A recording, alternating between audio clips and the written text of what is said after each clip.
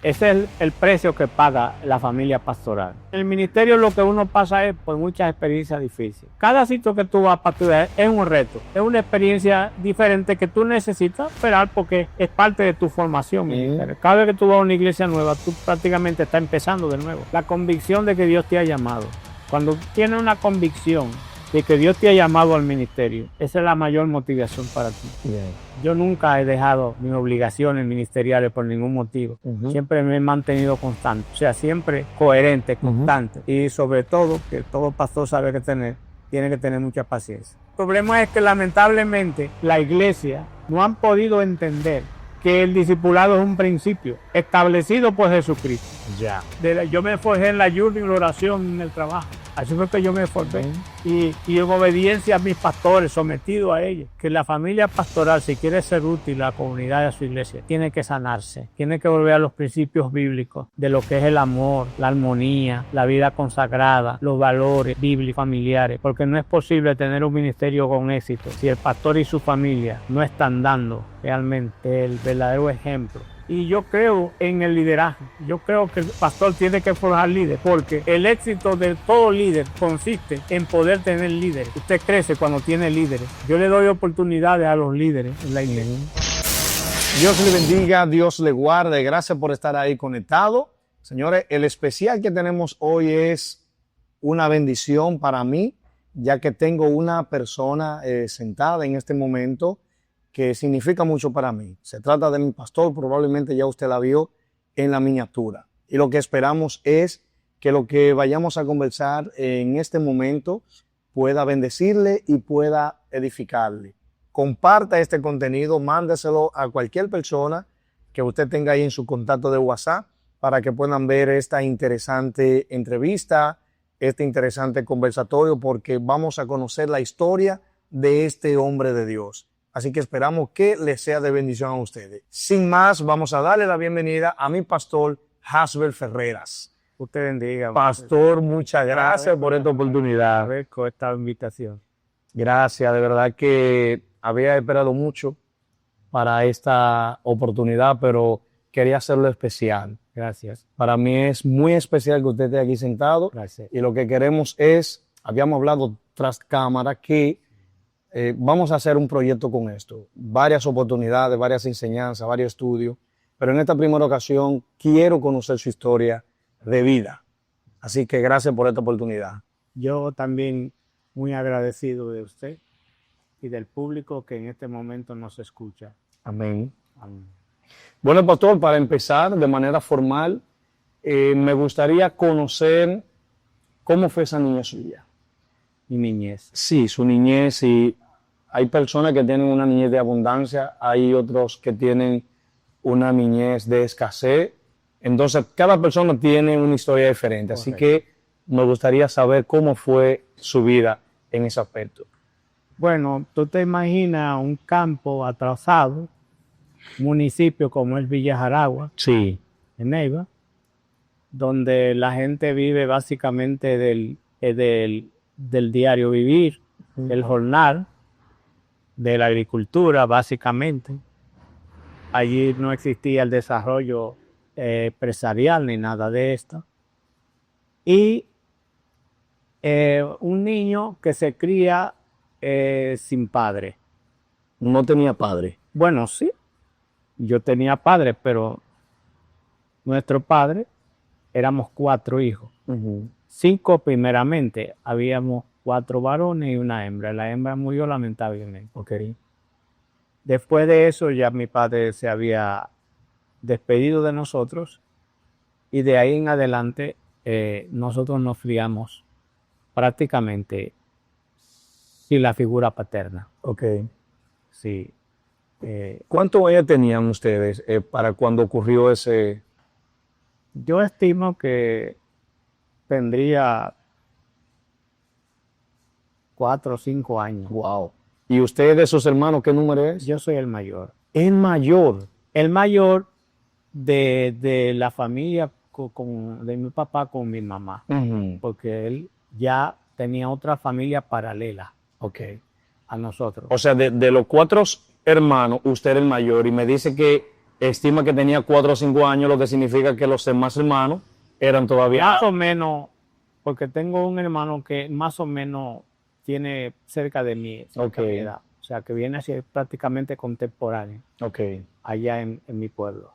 Y entonces su padre prácticamente lo abandona, a lo mejor por la otra familia, por... No, porque también la otra familia se quedó sin padre. Ok. O sea, él nos abandonó. Ok. Él se fue, sencillamente. Lo veíamos así de vez en cuando, pero no dije que venía a visitarnos directamente a nosotros. Ok. Él venía a su casa porque él es de Villa Jaragua, a su familia, y quizás nosotros lo veíamos cruzar, o un día pasaba por allá, pero no era que nos hacíamos visitas y nos llevaba presentes ni nada de eso. Nunca nos llevó nada. Ya. Nunca. ¿Y cómo fueron esos días entonces cuando lo abandona, ustedes se quedan con su madre? Ahora madre soltera, pero con Madre. 4 niños pequeñitos. ¿Cómo, 4 niños. cómo pasó? Bueno, usted sabe que allá se vive de la agricultura. Sí. Mi abuelo materno, Temito, así era que se llamaba su apodo, Temito, tenía un conuco, allá se vive el conuco. De ahí se abastecía.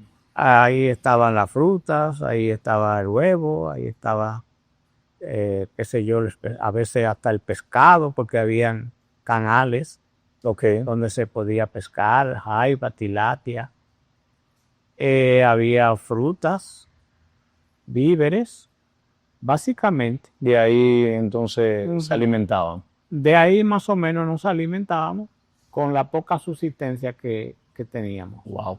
Y el tema de educación, pastor, ¿cómo fue? Fue muy duro, porque tú sabes que un niño estudiando, sin la ausencia de su padre, Claro. sin esa motivación, a veces tenía poca motivación.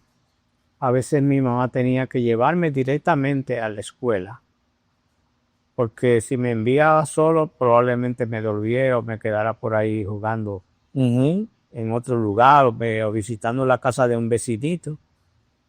Pero ella a veces tenía que llevarme directamente allá al mismo curso y de allá en la puerta del curso ver que yo estaba ahí sentado. Asegurarse de que llegara. Ver que yo estaba ahí. Pero eso fue por un momento. Ya después de grandecito comencé a cursar del segundo de básica, el tercero. Fui madurando, fui ampliando conciencia y comenzó a gustarme el estudio y la motivación. Ok. Muy bien. ¿Y cómo viene entonces ese acercamiento con la iglesia? ¿De qué edad? Muy buena pregunta. Mi acercamiento con la iglesia fue desde mi infancia, porque yo tenía un tío que era el pastor de la iglesia, hermano de mi papá. Y mi mamá iba a la iglesia, ella visitaba la iglesia en ese tiempo, aunque al principio no estaba convertida, pero luego ella también se hizo miembro de la iglesia y me llevaba a la iglesia estando yo muy pequeño. Ahora recuerdo, me llevaba a los cultos, yo me dormía a veces en los cultos y ella me tenía que llevar a casa cargado. Ok. Pero yo me crié en la iglesia. Ya. Sí. ¿Y Guillermo no viene? Guillermo no. Ok. Ok, me dice entonces que se crió prácticamente en la iglesia. Sí, yo me crié en la iglesia, gracias a Dios. Ok. Y entonces, pastor, digamos que usted visitaba la iglesia, su madre la llevaba, pero siempre yo pregunto que cuando un niño nace, se cría en un ambiente cristiano, digamos que le pasó básicamente a usted lo mismo porque lo llevaban a la iglesia. No es hasta un momento cuando decide servirle a Cristo de todo corazón. En el caso de usted, ¿cuándo sucede? Bien, exactamente a los 17 años. Ah, pero pasaron unos años. Sí, en el 1975. Un 17 de octubre. 17 de octubre. O agosto, creo. Ok. Sí, porque había un pastor allá, que fue mi primer pastor ya después de joven y adolescente, que él siempre me motivaba iba con nosotros. Nosotros hacíamos, en el conuco, hacíamos canes, Ok. pasadías. Y a él le gustaban mucho los pasadías con los jóvenes. Allá llegaba a hacer algunas actividades sociales, careo, tiramiscabil. Y siempre él y una prima que yo tengo me motivaban, me hablaban. Y ese día me hablaron. Ese fue el día cuando yo recibí el llamado y dije sí. Ahí usted ya decidió. Porque ellos decían, pero ¿qué tú haces en el mundo? Porque yo no conocía el mundo. Exacto. Claro, que uno en la adolescencia comete que una u otra Claro. travesura, pero travesura. Y No. que a usted básicamente lo que le faltaba era como dar el paso porque usted Correcto. siempre estaba en la iglesia. En la iglesia, todo el Exacto. tiempo yo estaba en la iglesia. Habían tres lugares donde yo iba. Iglesia, Escuela y conuco. ya, Esa era mi vida. ya. No tenía otro ambiente. Ok. Pastor, usted acepta a Cristo ya de manera definitiva. Definitivo. ¿Cómo fue o en qué usted entonces se manejaba en la iglesia? Oye, se convierte en una persona, ya luego se bautiza, uno empiezan a cantar, otro a predicar, otro a enseñar. En el caso de Haswell, ¿qué empezó a hacer? Bien. Yo podría decirte, Yasonauri, que yo recibí un llamado especial desde mi conversión. Porque a los 3 meses exactamente, yo fui bautizado en las aguas. Ok. Fuimos un viaje a Barahona. Teníamos ya una agrupación en la iglesia que me motivaba bastante. Yo era parte de una agrupación de coro, de cantos, y que hacíamos actividades de teatro y muchas cosas. Y teníamos una invitación a esa iglesia en Barahona. Y allá pues se organizó el bautismo de nosotros. Ok. Yo fui bautizado En agua. en agua. Quiero decirte que fue una experiencia maravillosa, porque yo inmediatamente comencé a ser usado por el Espíritu Santo. Ya. Dios me llenaba de su Espíritu Santo, aunque todavía no hablaba en lenguas, pero Dios me llenaba de su Espíritu Santo y yo saltaba y brincaba y danzaba. Y eso era extraordinaria. Mi vida espiritual tuvo un crecimiento rápido porque el hecho es que ya yo desde niño tenía el hábito de leer la Biblia. Ok. Yo tenía un Nuevo Testamento pequeño, de esos azulitos, y yo leía mi Nuevo Testamento y la Biblia de mi madre.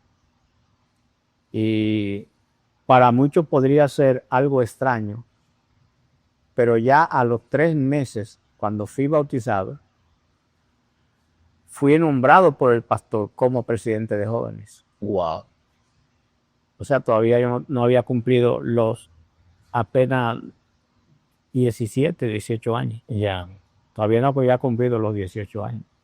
Imagínense, un presidente de jóvenes, Esa responsabilidad. esa responsabilidad a los 17 Sí. años.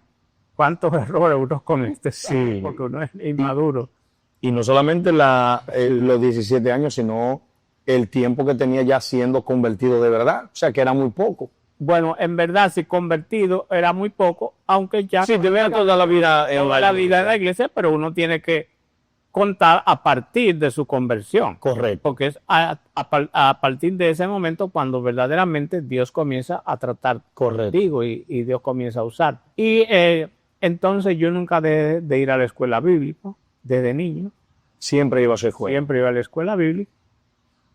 Y para sorpresa, a los 5 meses, de yo haberme convertido, me eligieron para dar clase a los jóvenes. Wow. Algo interesante porque a los 3 meses se bautiza, ahí mismo lo hacen presidente de jóvenes. Y a los 5 meses, o sea, 2 meses después, lo eligen para enseñar. O sea que yo tenía ya prácticamente, tenía mucha experiencia. En poco tiempo. En poco tiempo, porque el hecho es que aún antes de haber dado todavía el paso de mi conversión a los 17 años, yo estudiaba la Biblia. En esa ocasión, pues, allá se escuchaba una emisora de las Antillas holandesas, que están como creo que al sur de Venezuela, Ok.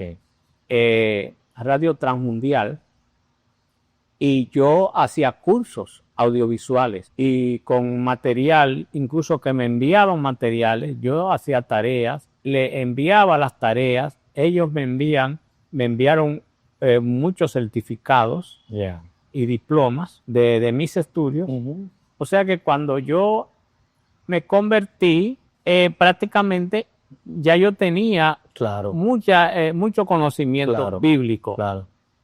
por mi trayectoria de estudios bíblicos. Yo me imagino que eso también le sirvió para que cuando usted tomó esa decisión de convertirse, Sí. acercarse más, ser una persona más inclusive activa en la congregación, porque que ya tenía un conocimiento bíblico. Era un líder. Claro. Prácticamente yo era un líder juvenil. Claro. Pastor, ¿y cómo llega ese llamado, el llamado del pastorado? Buena pregunta. Yo diría que mi llamado al pastorado fue desde el principio, aunque yo en este tiempo no estaba en capacidad, por mi edad, de entenderlo. Ujú. Pero en mi espíritu, yo sabía que ya Dios me había marcado Ujú. desde el vientre de mi madre para llegar al ministerio. Sí. Porque de hecho empecé desde mi conversión, empecé en el ministerio. Era líder juvenil, Claro. era maestro de escuela bíblica de jóvenes, iba a las misiones, Sí. hacíamos presentaciones, éramos invitados a diferentes pueblos de la provincia a llevar coros, presentaciones a través de la agrupación Voces Cristianas de la Década, así se llamaba Wow. nuestra agrupación. Entonces, luego ya las personas que eran adultas en nuestra iglesia, que yo me había criado, ¿verdad?, debajo de ellos, Ujú. comenzaron a ver en mí Liderazgo. un liderazgo. Incluso había una señora, ella no lo hacía con malas intenciones, pero ella me decía el pastorcito blanco. Oh, ya lo estamos marcando O también. sea que ya prácticamente ella estaba viendo en mí el potencial, el llamado de Dios para el Claro. pastorado.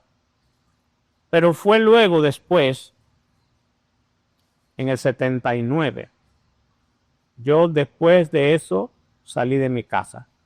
Salí a aventurar, no aventurar como lo hacen otros.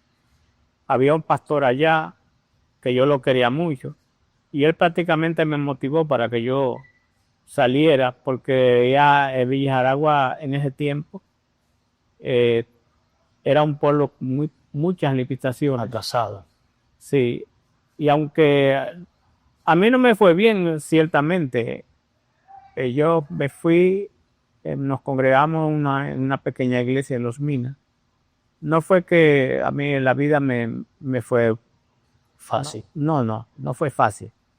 Yo pasé mucho trabajo, pero entendía que era parte del proceso. Claro. Entonces, en ese tiempo luego, vino el ciclón George y Federico, que fue en el 78, Ujú. creo, si no más recuerdo. Y después del ciclón, entonces, allá en la iglesia se levantaron unos líderes misioneros y me motivaron para ir a Puerto Plata, que ellos tenían un campo de predicación. Ellos Ok. hacían misiones en Puerto Plata. Y me llevaron, ellos eran hembras, dos misioneras, yo era el varón, aunque joven, pero el varón. Ujú. Y como veían en mí la vocación y predicaba, y me llevaron para que yo les ayudara en el ministerio. Yo estuve en ese lugar, bueno, eso es entrando por Yasic, Ok. Tugagua. En estos días yo hice una visita por ahí después de tanto tiempo. Wow. Y allá pues yo estuve casi un año predicando Como misionero. como misionero. Y un día estaba cerca de la carretera principal, estaba lavando mi ropa, porque yo siempre lavé mi ropa y yo mismo arreglaba mi ropa y todo. Yeah. Que estaba lavando mi ropa, entonces de sorpresa llegó el pastor Santo Feliciano Soto, que entonces había sustituido al otro pastor en la iglesia de Catanga. Su esposa es de Gaspar Hernández y él oyó hablar de mí. Y como era cerca de llegar de Gaspar Hernández, por donde yo estaba, él se entraba por Montellana. Se subía por Montellana y se llegaba a como a 15 kilómetros a Tubagua. Ya. Y allí me encontró y me dijo, yo te vine a buscar. Yo te vine a buscar, yo estaba dando mi ropita, no tuve más que coger un saco. Ah, pero fue a buscarlo de inmediatamente. Fue que me fue a buscar, a rescatar prácticamente. Bueno, en estos días, en el retiro de pastores, le estábamos hablando y él siempre cuenta la historia. Y le estaba contando la historia a Valdemar. Y yo le decía, él me rescató de allí. De una vez. Él me rescató, tuvimos una noche en Gaspar Hernández y al otro día, al siguiente día, entonces bajamos a Santo Domingo. Aprendí mucho con ese pastor, Santo Feliciano Soto. Luego, en ese contexto, había el seminario bíblico de Villamella. Cuando estaba un director llamado Serrano, puertorriqueño, me solicitaron para que yo fuera a ingresar al seminario, me internara en el seminario. Okay. Pero entonces, ahí paralelamente, quien fue mi pastor en Villa Aragua, entonces era pastor de distrito en Barahona, Juan Heredia, y me envió una carta donde me solicitaba para pastorear una iglesia. Ok. ¿Qué tiempo tenía ahí ya en el seminario estudiando cuando llegó esa carta? Es que yo no llegué a ir al seminario. El tiempo no me lo permitió porque entonces Santo Feliciano Soto me puso a escoger o el ministerio o ir a internar al seminario. Ok. Santo Feliciano Soto me decía, mira, si Dios te ha llamado de esa manera, tú no haces nada ahora con irte a internar a un seminario. O sea que él entendía que yo podía ingresar al ministerio y dejar los estudios para luego. Claro. Antes de esos días yo comencé a recibir un llamado fuerte de Dios. Y el Espíritu Santo me puso con mucha frecuencia a cantar esta canción que dice, llamadme, oh Jehová, como llamaste a Samuel. Yo cantaba esa canción constantemente. Yo no sabía por qué la cantaba, pero la misma canción entonces me ministraba. Sí. Y esa misma canción como que me fue preparando y concientizando que mi llamado era directamente para el pastorado estaba cerca. ¿Comprendes? Así que obedecí al pastor Santo Feliciano Soto, mi pastor. Y se fue para Barahona. Y me fui para Barahona. Cuando llega allá, pastor, ¿qué recibió usted? ¿A dónde llegó? Muy bien. En Barahona, pues, me recibió Juan Heredia, que fue mi pastor en Villa Aragua. Y entonces, él me habló de la iglesia de Polo de Barahona. Polo, Barahona. Sí, eso es subiendo por Cabral. Una montaña. Una montaña bien fría. Muy fría, sí. Sí. Entonces, bueno, allá me llevaron una camita, llevaron unas maderas para hacer un pequeño cobertizo en el templo, en la parte de adelante, una esquinita. Ahí me hicieron un cuarto improvisado y hay una camita y todo, y me dejaron y me instalaron allá. Y habían dos familias que me alimentaban. Ok, ¿y la membresía en ese momento? Bueno, yo creo que la membresía era como de algunos 30, eran como 30 o 35 personas.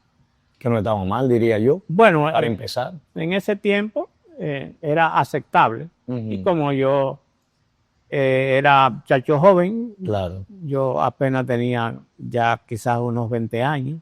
Wow, un pastor de 20 años. Ajá. Eso, ellos se quejaban y decían, ay, pero es muy joven. Sí, sí. Es muy joven. Sí. Entonces, normal, ¿verdad? No, tú sabes que la gente tiene un perfil de lo que el pastor por lo general lo asocian con una persona con Claro. perfil, Con maduro, experiencia. con experiencia. Que no era que usted la tenía dentro de la iglesia, porque ya hablamos de que usted tenía ya una experiencia, Una trayectoria. pero 20 años a dirigir, a liderar un grupo de Directamente. 30 tal vez, es un poquito fuerte. Sí, sí, porque prácticamente no es lo mismo que tú seas líder o que estés a cargo de un ministerio A un pastor. a que vaya a hacerte cargo de una iglesia. Exacto. Ajá. Entonces, lo del seminario vino después. Ok, En Barahona abrieron una extensión ok, del seminario bíblico, entonces yo bajaba de Cabral, ya. de Polo, e iba al seminario los fines de semana. Ok, muy bien. Entonces, en Polo, lo instalaron allá como pastor. ¿Qué tiempo duró ahí y luego a dónde fue trasladado? Muy bien. Yo llegué a Polo en el 79, Sí, 19 de marzo 19 de marzo. del 79. Y salí, no sé exactamente el mes, pero salí en el 83. Ok, Ya casi, 4 años. ya casi llegando a los 80, al 84 cerca. Ujú. Exactamente, porque uno no tenía la educación, uno no tenía un diario, Sí, sí. uno no registraba las cosas, pero más o menos, Ok. yo salí en el 83 Ya. de ese lugar. ¿A dónde fue movido? Me ofrecieron una pequeña congregación que se estaba formando en Las Vegas. Allá había un pastor que había organizado esa iglesia, una pequeña iglesia. Ya era un pastor de experiencia, pero él y su familia tenían entonces que salir, Ujú. emigrar o ir a otro lugar. Entonces me llevaron a La Vega. En La Vega me recibió el pastor de distrito que estaba en Moca, que era Francisco Ramírez. Él me recibió y me instaló allí. Allí yo no tuve mucho tiempo en La Vega, quizás un año y pico, tanto. Fue allá en La Vega cuando se dio la guerra del 84, Ok. la poblada del 84. Tú no estabas todavía. No, yo soy un poquito más nuevo. Tú no Usted estaba ahí, ahí. Sí, y esa es La Vega. Yo fui, vi todo y fui testigo que tuve que esconderme y tirarme en el suelo porque Dios mío. había un tiroteo, una cosa, eso fue en el 84. Muy fuerte. En el 84. Sí. Ya. Yo tuve un tiempo allí y luego entonces fui trasladado a una comunidad que le llaman los Llanos de Castillo. Eso es en San Francisco de Macorís, pero como quien va para Villarriba. Ujú. Antes de llegar a Villarriba, ahí está entonces, hay una pequeña comunidad, un campo llamado Los Llanos. Allí había una congregación que no era al principio de la Iglesia de Dios, sino que alguien que la había levantado y organizado y construido, la cedía a la Iglesia de Dios, Ok. para que entonces yo me encargara como pastor de esa congregación. Ujú. Eso significa que yo fui quien tuve entonces que enseñar a esa congregación la doctrina, los principios De la iglesia de y Dios. la organización de la Iglesia de Dios, perfilarla Ujú. para que sea la Iglesia de Dios, que de hecho, de esa iglesia salieron 2 pastoras, 3 pastores. Hay 2 pastoras que están casadas. Una de ellas creo que está por ahí, por Arenoso, por Villarriba, y hay otra que está pastoreando con su esposo, ahora actualmente, en la iglesia central de Baní. Ya. Su esposo se llama el pastor Arturo. Ok. Sí, Entonces, de ahí, ¿a dónde cae? bien. Ahí no me sentía bien. Ahí yo me deprimí porque era un campo oscuro. Todavía no había llegado la energía eléctrica para accesar a ese lugar era a través de un camino vecinal. No era lejos, se podía llegar a pie a los Llanos de Castilla. Realmente a mí no me fue mal económicamente ni nada, no me faltó nada. Ok, A mí nunca me faltó nada en el ministerio, gracias a Dios. qué bueno. No, gracias al Señor. Pero yo me deprimí porque yo era muy joven, entonces cuando se hacía de noche, todo lo que yo veía era oscuro. Exacto. Y tú sabes que la luz en la iglesia se alumbraba era con lámparas. Sí. Y, y yo mismo pedí mi traslado. Usted mismo, digo, no, sáquenme de aquí. No, porque no me sentía bien Sí. emocionalmente y eso era atendible. Porque para mí no era, en ese momento no era saludable. Claro. Para mi salud emocional y social. Ya entiendo. Entonces de ahí, pastor, ¿a dónde fue? ¿Pidió usted mismo su traslado? Sí, yo le dijo, sáquenme de Es la aquí. primera vez. ¿A dónde entonces cae? Sí. Perdón, la única vez en el ministerio ¿Qué lo hizo? que yo he pedido traslado. Ok, ya, importante. La única vez. Ya. Entonces me enviaron a la Ciénega de Guayupita, Wow. ahí al lado del Puente Duarte. Sí. Esa barriada que tuve ahí, bueno, que ahora el gobierno tanto de Danilo Medina Sí. como de Abinader han mejorado bastante ese lugar, hicieron una avenida. Exacto. Y están embelleciendo eso ahí, volviendo eso ahí un lugar como turístico. Exacto, como un malecón. Con un malecón, pero eso antes era un pantano. Y el río lleno de casucha. Tú ves. Entonces, mucho lodo. Pero allí yo duré 9 años y medio. Y allí fue donde yo conocí a mi esposa, Lucrecia. Ok. Y allí fue donde tuve mi primer hijo, Omar. En La Ciénega. la Ciénega, Pastoreando ahí. pastoreando allí.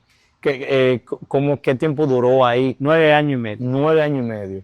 Entonces estamos hablando, pastor, que primero lo instalan en Pueblo de Barahona, A los 4 años voy a La Vega, duró 1 año y pico. luego por San Francisco, Por San Francisco, luego a la Ciénega. la Ciénega de Guachupita, Y luego de ahí, a Bonao. Bonao.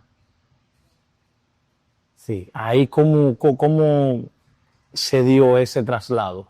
Bueno, se dio porque en una ocasión yo estaba en la oficina y Cirilo Ledesma, el pastor Cirilo Ledesma, que estaba pastoreando en ese tiempo ahí en la 17 con Albert Thomas, él era el secretario tesorero de la iglesia. Y no sé, él me vio y como que me cogió pena, porque me vio como muy desmejorado Sí. y los brazos y la cara llena de picadura de mosquitos. Ay, ay, ay, ay. Y entonces pensé que yo no aumentaba 1 libra tampoco. Me vio realmente en esas condiciones y él mismo me propuso el traslado. En ese tiempo era el supervisor Modesto Eduardo. Ok. Eso fue en el 93. ¿Qué significó para usted esa iglesia de Bonao? Sí, ciertamente para mí Bonao fue un cambio, una transición en todos los sentidos.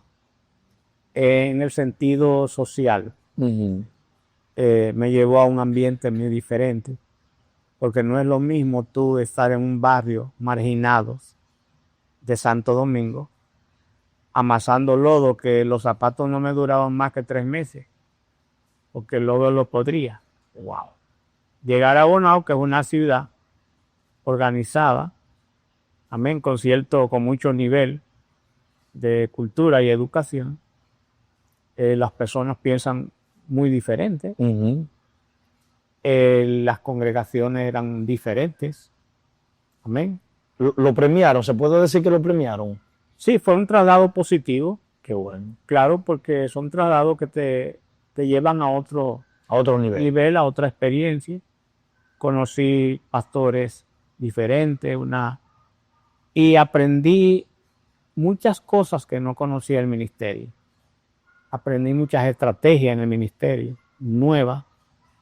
A mí llegó muchas informaciones nuevas, corrientes nuevas, como era en ese tiempo que estaba en boga lo que era la guerra espiritual. Sí.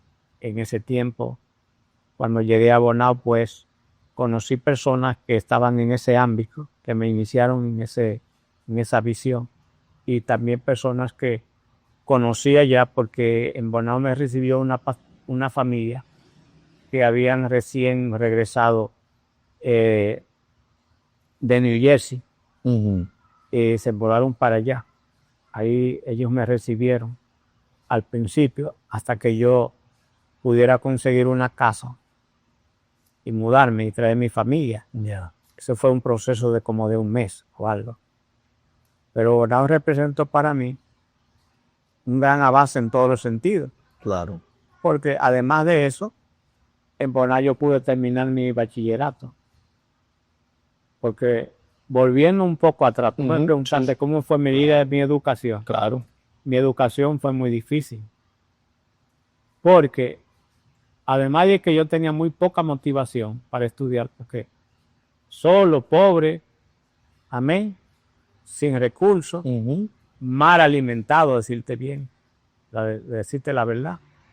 Yo estaba muy mal alimentado. Entonces ya como cuando comenzó, ya llegando a la pubertad, a mí me daban mareo en la escuela. Wow.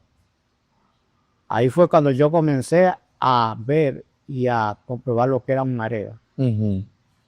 Juntamente con la pubertad o el desarrollo, yo estaba anémico, tenía mala alimentación, pocos recursos, porque mi alimentación no era la básica para mi edad. Sí.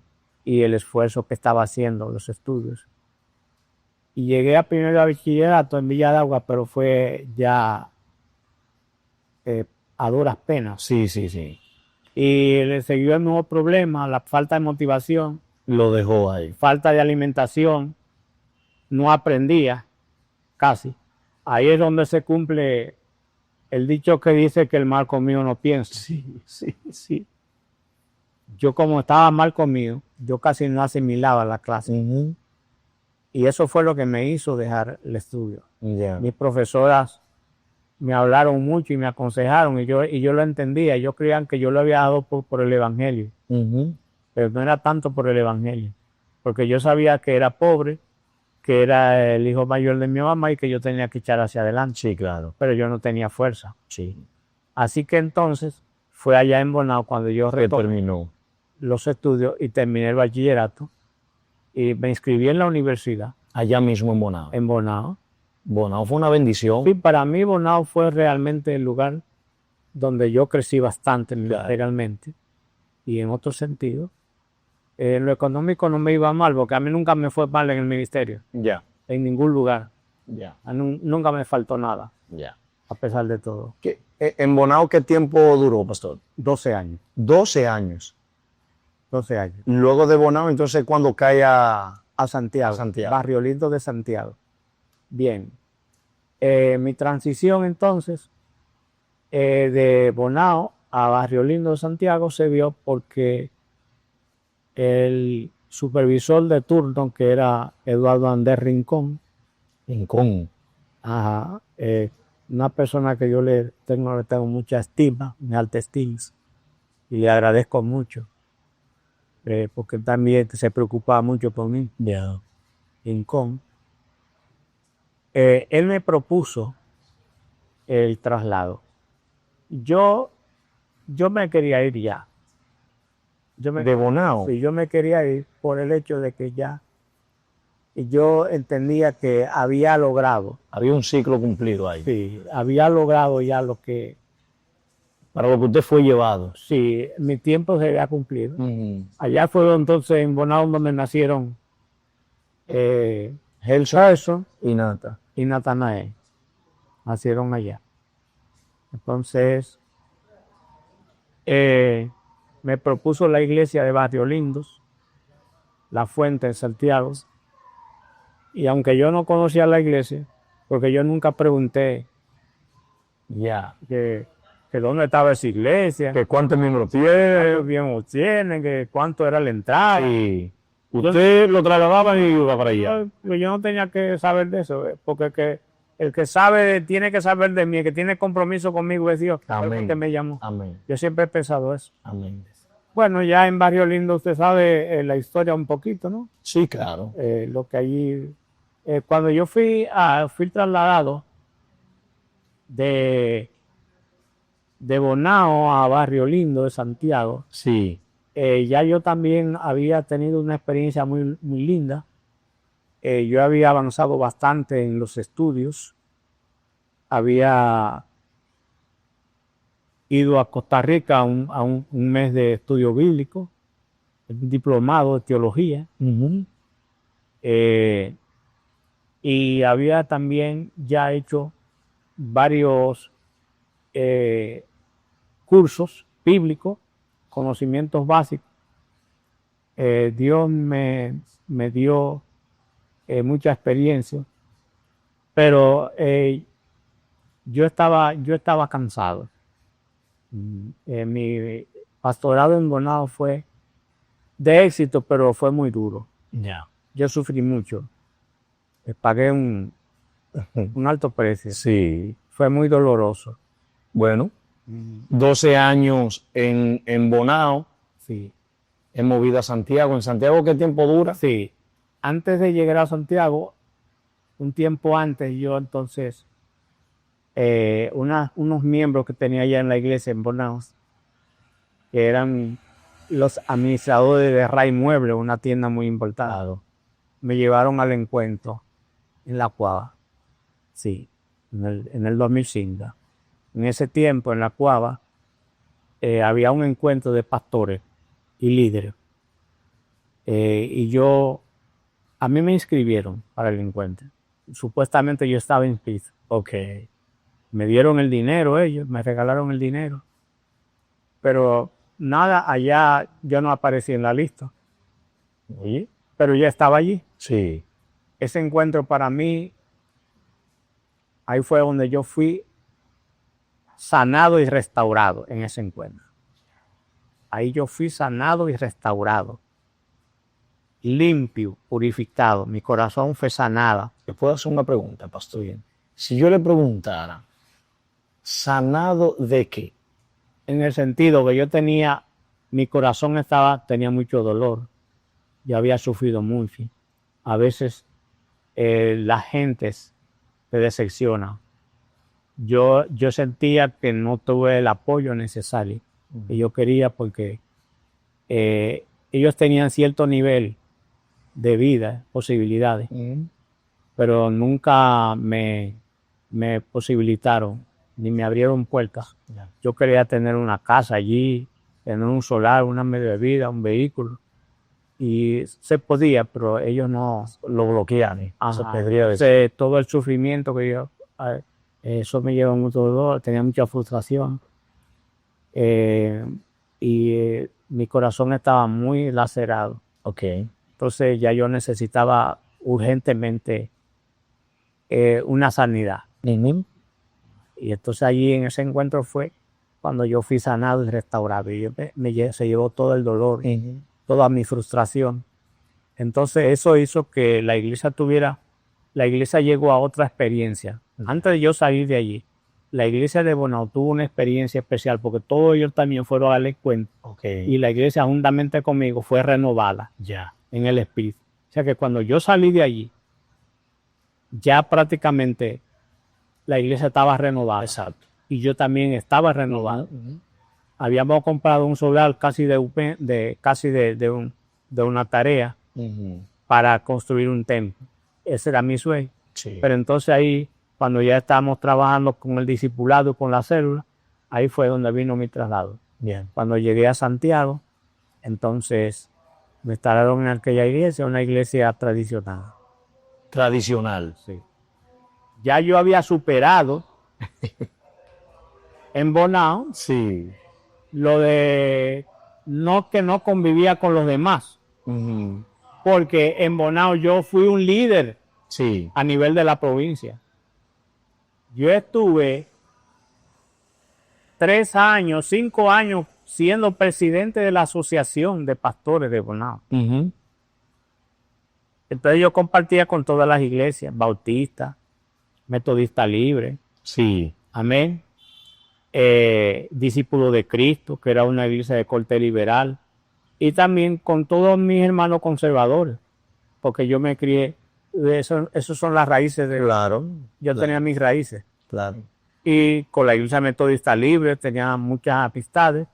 Y allí pues yo superé un poco de lo que son los tabús y las cosas. Me sané bastante de los prejuicios religiosos, porque las iglesias tradicionales conservadoras le dicen tienen muchos prejuicios. Arrastran eso. En contra de las demás congregaciones que no son pentecostales. Y yo creo que los que no son pentecostales No son cristianos y son fríos. Así Y eso es lo contrario. Amén. Eso es Porque así. los resultados dicen lo contrario. Claro que sí. No son fríos realmente. Entonces, cuando llego a Bonao, entonces me llevo a una iglesia RT. Cuando a Santiago. A Santiago, perdón. Una iglesia RT. Ahí lo llevaron, pastor. Cuando yo llegué allí, toda esa unción y esa renovación del Espíritu Santo que yo recibí, y esa revelación de la palabra, y ese conocimiento, y ese decidimiento que Dios me ha dado, porque en Bonao yo crecí. Sí. En todos los sentidos de la palabra, teológicamente y en conocimiento. Amén. Y en preparación. Pues cuando voy a aquella iglesia, que me vierto así, amén, me esmero con todo ese conocimiento y esa revelación, pero ahora con una teología fresca. Sí. Términos diferentes a lo que ellos estaban acostumbrados. La visión del discipulado, de las células y de todo eso, la iglesia explotó en crecimiento. Yo la encontré con 135 miembros. Sí. Y la dejé con 189. Ya. Porque fue un crecimiento exponencial. Yo lo llevé al encuentro a ellos. Se sanaron porque ellos quedaron con un trauma, esa iglesia. Y yo... no te había dicho que a todas las iglesias que yo llegaba tenían trauma, eran iglesias con trauma. Wow. Iglesias que los pastores las habían ofendido. No voy a decir. Sí, no, claro. Para ser discreto, pero las habían ofendido. Amén. Y eso me pasó en la primera iglesia que pastoreé. Me pasó en la tercera iglesia que pastoreé. Me pasó en Bonao. El pastor la había ofendido, decirle. Y también la iglesia de Santiago, el pastor la había ofendido. Había sido infiel. Wow, no se me va a dar. Y yo llevé a esa iglesia a un encuentro y esa gente, wow, muy contento. Pero tú sabes que no hay un espíritu más terrible en la iglesia, más terrible que el espíritu de la religión. Sí. Por más que tú quieras llevar e innovar y echar una congregación hacia adelante, ya esas personas tienen prácticamente su propia formación. Habían venido algunos de unos estratos sociales de un campo de Jarabacoa con una formación radical. Ellos eran los que permeaban la iglesia. Era un grupo, la mayoría de la iglesia, los que más influían, pero habían venido ya, amén, con una doctrina completamente radical. Sí, muy difícil. Muy difícil. No llevaban sentimientos con la iglesia de Dios. Estaban ahí, pero en sus sentimientos. La iglesia de Dios no estaba realmente. Pues para mí, pastor, no fue como que fue una transición, podría ser un poco incómoda. Muy difícil para mí, porque yo iba lleno del Espíritu Santo, lleno de conocimiento, con una visión fresca, una unción fresca. Dios hacía milagros y señales, y había derramamiento del Espíritu Santo y bautismo del Espíritu, o sea, un avivamiento. Pero la religiosidad... No. Comenzaron a rechazarme, comenzaron a hacer reuniones, porque ya esa iglesia tenía una historia de que sacaba a los pastores. Sacaron al primero, sacaron al segundo, sacaron al tercero, sacaron al cuarto, y yo era el quinto, y yo también me iba ahí, porque yo no era la persona que era de su agrado. Ya. Ellos estaban orando por un pastor que fuera a la universidad, que tuviera conocimiento, al seminario, y que fuera profesional. Yo estaba estudiando en ese tiempo orientación. quizás en ese momento, por los resultados que vieron y el aviamiento que había en esa iglesia, Aguantaron un poco. aguantaron un poco, pero buscaron todas las formas de sacarme de la iglesia y me sacaron porque Ya. se constituyeron ellos mismos, comenzaron a hacer reuniones a espaldas mías. Yo estaba accidentado, yo tuve un accidente, yo me rompí esa pierna. Tuve 8 años, 8 meses enyesado. Y a pesar de que la iglesia caminaba, porque son iglesias que caminan, Claro, claro, tienen líderes y caminan. claro. Ahí no faltó dinero nunca. Ellos me llevaban el dinero, me llevaban, o sea, ellos nunca dejaron de atender y de hacer cumplir con su voluntad, pero ya estaban haciendo reuniones Claro. para sacarme de la iglesia porque yo era un hereje, yo era un falso profeta. ¿Qué tiempo duró allí, pastor? 2 años. 2 años. Ahí fue donde entonces Elvis Samuel Medina envió una comisión, Toñito, Manuel Antonio Cruz y Alejandro Luto, pastor de Santiago, y dieron que la situación era insalvable, que no había manera de que yo pudiera quedarme ahí porque ya ellos se habían propuesto sacarme de la iglesia. Sí. Y ella eran los líderes y ella era los que tenían la influencia y tenían prácticamente el dominio Sí. de la iglesia. Entonces ahí fue cuando decidieron el cambio, que Pedro Julio, que estaba aquí pastoreando, lo llevaron para allá y a mí me enviaron para acá. Eso fue en el 2007. Sí. Pastor, pero en una situación así, porque una congregación que tenga, digamos, que esa costumbre, podríamos decir, de que no nos gusta este pastor, vamos a hacer el esfuerzo de sacarlo. El concilio como tal no puede hacer variar esa costumbre de una iglesia. Puede sí, pero es difícil. Porque en definitiva, cuando en la iglesia hay esa composición que hace iglesia, esa iglesia tiene esa cultura ya. Porque podríamos decir que ya hay un sindicalismo dentro de una Sí, iglesia. dentro de la iglesia hay un grupo que son los que dominan y gobiernan. Como te dije, en la iglesia prácticamente que no tenía como raíces de la iglesia de Dios, Claro, claro. que tenía otras orientaciones y personas. Entonces ellos descubrieron que ese grupo lo que quería era independizarse. Oh, ya. Porque ya cuando ellos estaban allá, comenzaron a perfilar al líder de ellos, que tenían allá,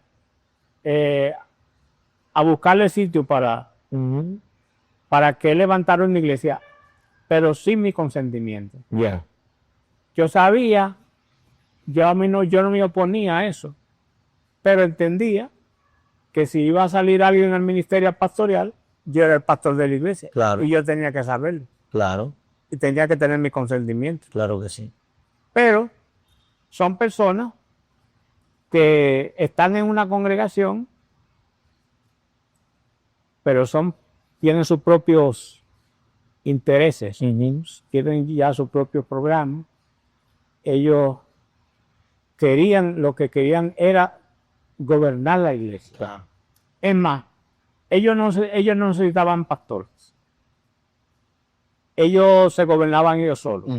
Ellos hacían su programa solos y hacían todo solos, porque ya yo estaba acostumbrado. Yo decía, vamos a tener 40 años de ayuno, 40 días de ayuno, pero sin hablar conmigo.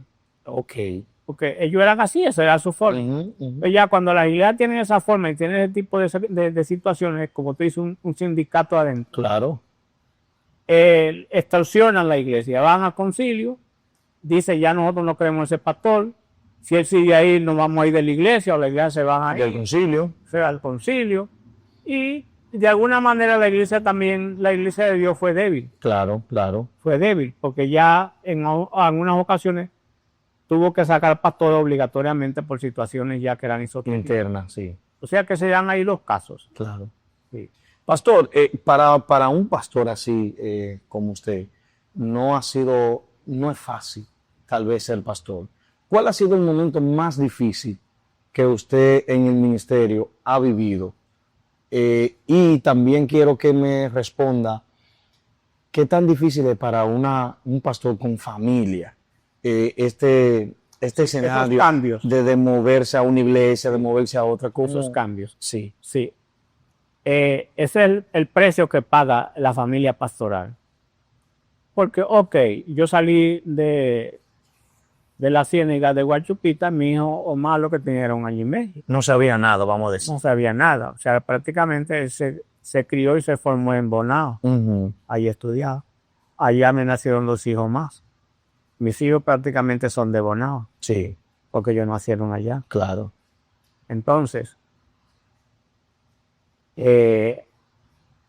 al desarraigarlos de Bonao, para llevarlo a Santiago y tener que ser testigo de lo que me de las situaciones. Ya yo eran adolescentes. Claro, ya sabía. El más pequeño era Natanael, pero ya tenía suficiente conocimiento. Para mis hijos eso fue muy traumático, fue muy fuerte, porque fueron afancados de Bonao, Claro. que es un lugar progresista, en algún sentido, para Barrio Lindo, que no era también un lugar bueno, donde hay personas y valores, muchos valores familiares en ese lugar. Pero fueron víctimas del trato y eso le hizo mucho daño. Claro. Cuando nosotros llegamos aquí a los Guaricanos, a nosotros pues, como tú mismo eres testigo, por eso nosotros siempre te hemos agradecido a ti, te hemos distinguido. Gracias. Porque tú y Rafael Díaz nos dieron mucho apoyo. Cuando llegamos aquí a mis hijos, ustedes le dieron mucho apoyo, con eso, con el piano, con la batería. Y eso pues ayudó a mis hijos poco a poco a ir superando un poco el trauma. No es que lo han superado un 100%, los traumas no se superan un 100%, claro, pero por lo menos ya mis hijos, los que se adaptaron, vamos a decir, ya se adaptaron, se han realizado como personas en el sentido que han estudiado y todo, y han hecho su vida. Claro. ¿Tú ves? Y gracias a Dios, le agradezco al Señor que tengo el apoyo de mis hijos en el ministerio. Amén. Que me ayudan, que trabajan con nosotros. Amén. Y que nunca se han descarriado y nunca me han dado. Exactamente. Nunca me han dado ese dolor de cabeza. No, mis hijos no, gracias a Dios. Yo tengo que agradecerle a Dios. Bueno, ya tú sabes el tercero. Sí, el único que no hemos podido realmente lograr. No es que él es malo ni nada, porque no nos da problema. Que no anda exacto. Pero gracias a Dios que tampoco no nos da problema. Pero a decirte verdad, en el ministerio lo que uno pasa es por muchas experiencias difíciles. No es que en este lugar fue peor, ni aquel fue mejor, sino que cada sitio que tú vas para estudiar es un reto. Sí. Es una experiencia diferente que tú necesitas superar. Porque es parte de tu formación militar. Cada vez que tú vas a una iglesia nueva, tú prácticamente estás empezando de nuevo. Claro que porque es una experiencia nueva. Claro que sí.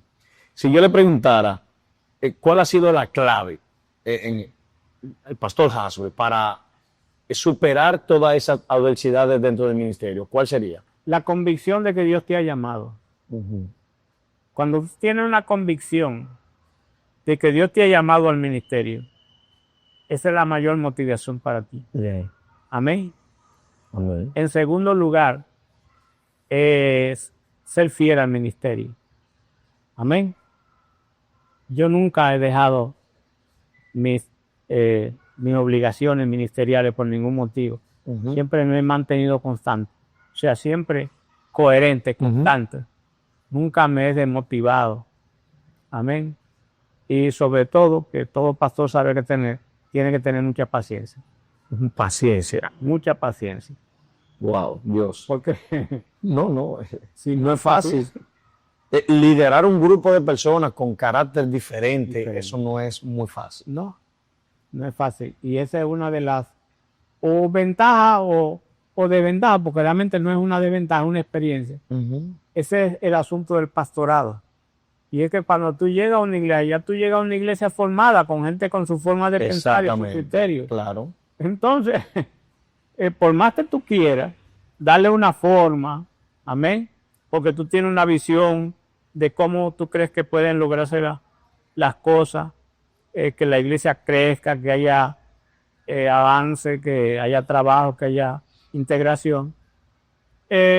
ese es el único reto que uno tiene en las iglesias, porque los pastores que vamos a iglesias que nos entregan congregaciones, no que las formamos, tenemos esa desventaja. Claro.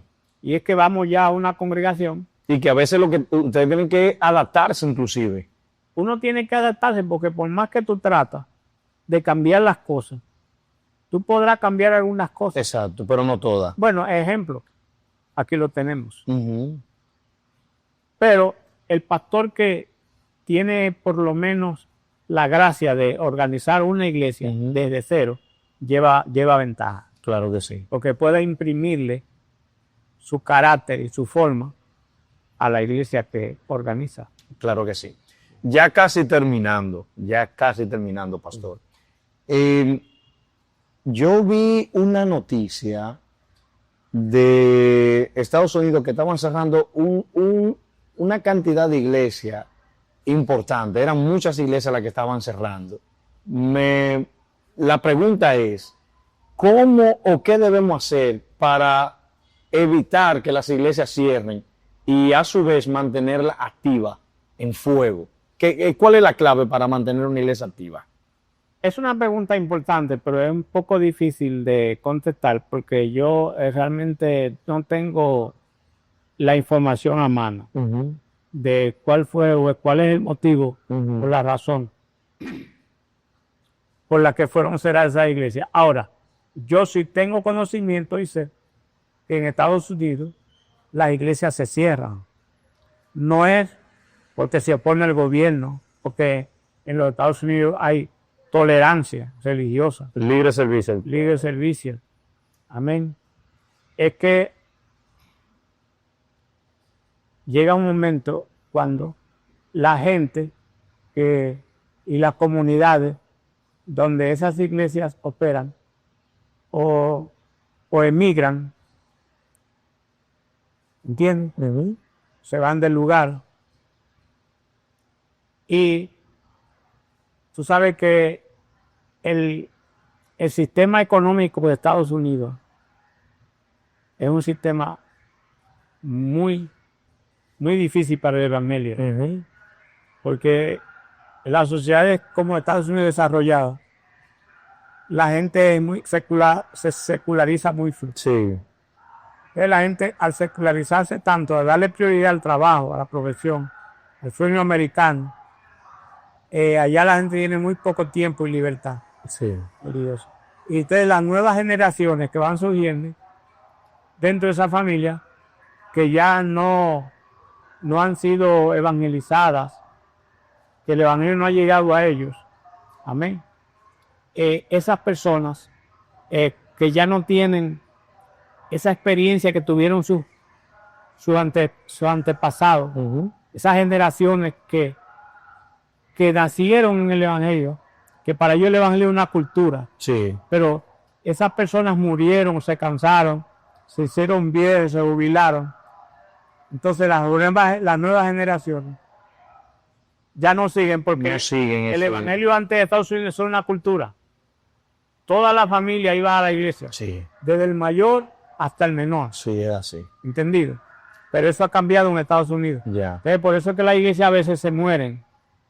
Hay que cerrarlas. Sí. Porque tú sabes que no es como aquí. Aquí la iglesia no paga impuestos. Pero allá una iglesia obligatoriamente tiene que pagar impuestos. Y caro y alto. Ya. Pero llega un momento que los impuestos son tan insostenibles para la iglesia que ya los pocos que quedan allí no tienen la suficiente solvencia para mantener el edificio y pagar los impuestos. Es lo que cuesta cerrarlo. Y entonces se da el fenómeno que muchas de esas iglesias pasan entonces a pastores que son latinos y de otras nacionalidades. Allá eso es el caso que se da. Ejemplo, el caso de Anel y Brian. Era de unas iglesias como históricas, presbiterianas. Sí. Y ya los viejitos que quedaban allí ya se jubilaron, ya los jóvenes, las nuevas generaciones no seguían, comenzaron a poblar esos lugares hispanos. Esa gente ya no se adaptan a vivir en el ambiente de los hispanos. Claro. Y vendieron y se entregaron. Entonces Sí. también eso también se da en los Estados Unidos. Ok, ok. Sí. Importancia del discipulado en las iglesias hoy en día. Bueno, el problema es que lamentablemente la iglesia no ha podido entender, la iglesia, o no todas, pero nuestras congregaciones en sentido general, no han podido entender que el discipulado es un principio Ya, establecido por Jesucristo. ya. Fue Jesucristo que estableció el discipulado. Vayan y hagan discípulos. Pero nosotros heredamos una tradición religiosa, amén, que no hizo discípulos. Nuestras iglesias no practican ni entienden el discipulado porque nuestras iglesias no fueron discipuladas. Claro. La gente no se crió en el discipulado.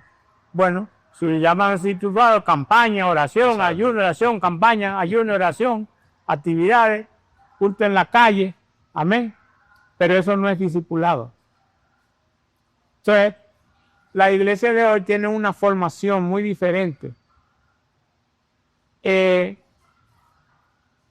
Podríamos decir que nuestras congregaciones, gracias a Dios, no vamos a decir que todo es negativo, ¿no? Claro, claro. Claro, porque por eso se mantienen, Claro. porque tienen muchas cosas positivas Así que ha es. podido lograr. Pero si la iglesia no ha podido impactar realmente, mayormente las comunidades, y ha tenido un mayor auge, empuje y expansión, es porque ha olvidado y ha dejado el principio del discipulado. O sea, es necesario volver. Es un principio y establecido por Jesucristo, fue el Señor, pero estableció. Ya, qué bien. Bueno, ya terminando, no sé si ustedes tienen alguna pregunta, ¿no? Ah, pues dímela. Yo tengo una pregunta, ministro. Si usted ve una pareja dentro de la congregación que tiene las herramientas, la actitud y todo para el llamado pastoral, ¿cuáles herramientas usted le brindaría a ellos? Precisamente es importante esa pregunta, porque a mí me gusta lo que es la formación. Yo fui formado en la iglesia. A mí se me dio oportunidad como líder. Mis pastores me dieron la oportunidad de crecer. Amén. Entonces yo lo que hago es eso, apoyarlo, abrirle puertas. Amén. Emplearlo en la iglesia, adiestrarlo, capacitarlo a través del trabajo y compromiso. Lo que sucede, amado hermano, que hoy en día en la iglesia tenemos una situación difícil y es que las personas han olvidado lo que es el compromiso.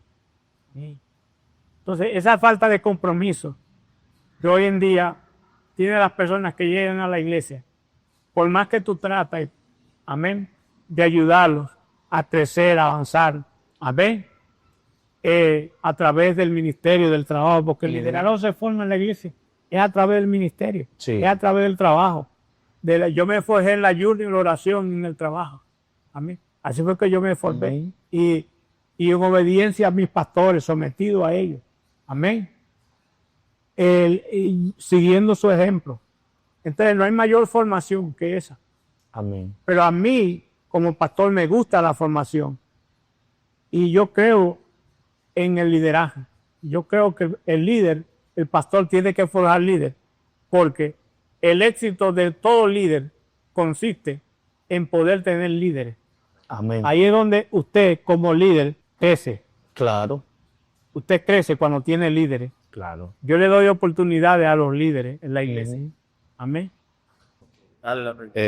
Grato honor conocer gracias. de Pastor Amén. Halper Méndez. Halper para servir. Amén. César Marchena, de la Iglesia de Dios Vida, del Pastor José Manuel Tavares. Oh, muy bien. Hay tantos. Mi amigo, mi hermano. Mi pregunta es la siguiente. ¿En qué momento de su ministerio pastoral, que veo que tiene más de 30 años siendo pastor, 45 años. 45 años, cuál fue el momento que cambió su vida a nivel ministerial, que cambió su vida, que su vida, usted puede decir, antes y después de Halper Méndez, de antes Haskell Méndez, el de ahora? Le va a sorprender mi pregunta, porque los encuentros han sido muy mal entendidos y muy satanizados en la comunidad. Pero mi vida realmente ministerial dio un giro, un antes y un después que yo fui a mi primer encuentro. Ahí fui yo sanado y restaurado, porque el encuentro es para eso, para sanar y restaurar. Ahí fui yo levantado, mi vida cambió. Yo tenía mucho conocimiento, mucha experiencia, pero tenía mucho dolor, Wow. tenía mucha frustración. Amén. Wow. Yo tenía de todo. El que está frustrado tiene envidia. Amén, porque ve que otros crecen y logran y él no lo logra. Sí. Amén. Yo tenía un poco de todo, no le voy a decir, no le voy a esconder la verdad. Amén. Es más, ya yo no tenía opción. Yo lo que estaba era tratando, pensando cómo dejar el ministerio, porque ya no tenía fuerza.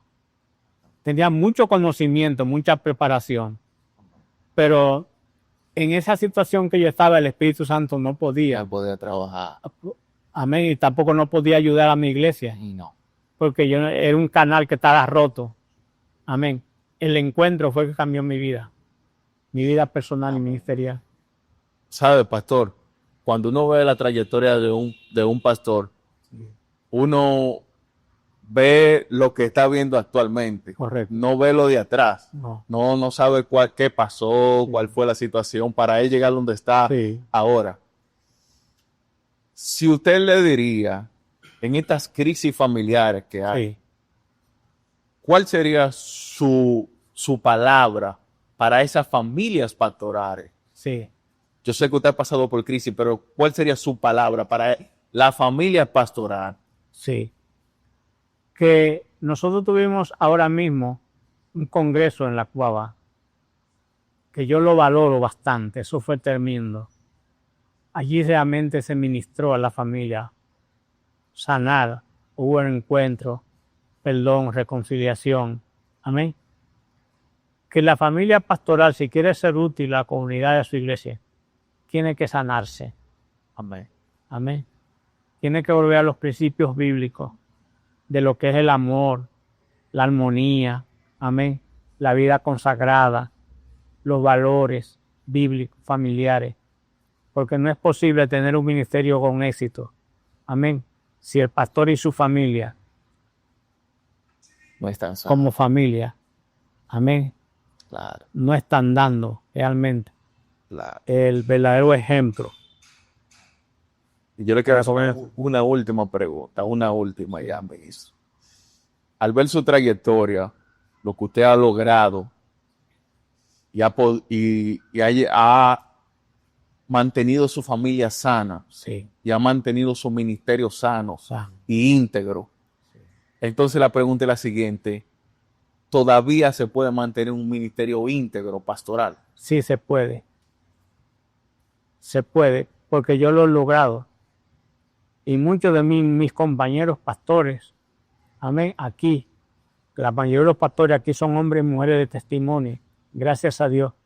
Tenemos aquí en Guaricano, amén, ministerios muy valiosos, pastores muy valiosos. Amén. Todos dan ejemplo. Tú no has habido un escándalo aquí de un pastor de la comunidad. Amén. Gracias a Dios. Entonces se puede. Se puede, hermano. Le hago otra. Se puede. Sí. Le voy a robar otra pregunta, Está bien. porque van surgiendo preguntas ahí. Pues. Si usted identifica, ejemplo, fuese yo miembro de esta iglesia, Sí. usted identifica que yo tengo las condiciones para ser pastor, pero aún no me he preparado, ¿verdad? Me falta una parte de la preparación Correcto. para yo ejercer el ministerio, pero se abre la opción para que empezar una obra. ¿Qué usted haría en ese momento? Mire, cuando una persona es miembro de una iglesia y tiene llamado, ¿ven? Los líderes de la iglesia, el diaconado, los líderes, ven en esa persona el llamado. Porque hay personas que dicen que tienen llamado, pero la iglesia no ha podido, amén, darse cuenta a los líderes quizás por muchos factores que en este momento no voy a mencionar. Pero mira, cuando la gracia de Dios está en una persona, el primero que lo sabe el pastor y los líderes de la iglesia. Amén. Lo primero que yo haría es, en ese sentido, es aconsejar a la persona que tiene llamado. Amén. Si puede ir al seminario, aunque no sea a internarse, porque yo no me fui a internar al seminario. Había mucha necesidad. Amén. Y orientarlo, abrirle puertas. Amén. Abrirle puertas. Iniciarlo a través del discipulado, que es la herramienta más efectiva para ganar almas. Le enseñaría lo que es el discipulado, trabajando con grupos de crecimiento, con células. Amén. Amén. Y cuando ya la persona comience a crecer en el ministerio, a ganar almas para Cristo, entonces la iglesia podía pensar en un lugar, en un campo, amén, donde colocar a esa persona para que esa persona, pero con el apoyo de la iglesia, empiece un ministerio, porque es la mejor manera de hacer y iniciar un ministerio. Claro. A menos que no vaya al seminario. Después que tú vas al seminario, entonces el mismo seminario es quien te traza las pautas. Sí. Ya no es la iglesia. Sí. Te traza las pautas y cuando tú terminas te proponen una iglesia. Hay dos formas. Siempre subimos. Ya, lo vamos a cerrar aquí. Si Jasper Méndez llega el tiempo de que ya su condición física no le permite ser pastor. Correcto. ¿Cómo usted cree que a usted lo van a recordar? Me recordarían por mi trayectoria, por mi legado en el ministerio, por lo que realmente yo fui y representé. Amén. Eso quizás no tiene nada que ver con grandes logros, amén, ni grandes realizaciones. Pero, como dice la palabra, que hayas llevado una vida íntegra en el ministerio. Que nadie te pueda señalar. Amén. Amén. Que en tu vida ministerial no haya habido una mancha, sino tu legado. Amén. Como hombre de Dios. Amén. Es lo más importante.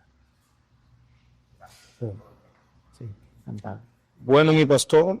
Sí, gracias. Yo terminé con esta y no tiene mucho que ver ya con el ministerio, sino porque estoy preparando algunas preguntas que podrían ser inclusive controversiales, pero el objetivo no es una respuesta controversial, sino escuchar la opinión de un pastor a este tipo de preguntas. Sí. Y solamente le voy a hacer una ya para terminar, y es con relación a la música y no a la adoración. Una vez le escuché dando un estudio donde estaba opuesto a la música secular, escuchada por cristianos.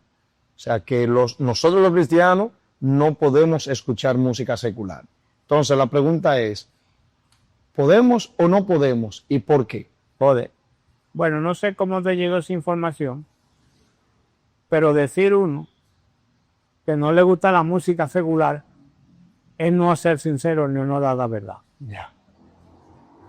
Porque en el mundo secular hay muchas canciones que son buenas y a ti te gustan.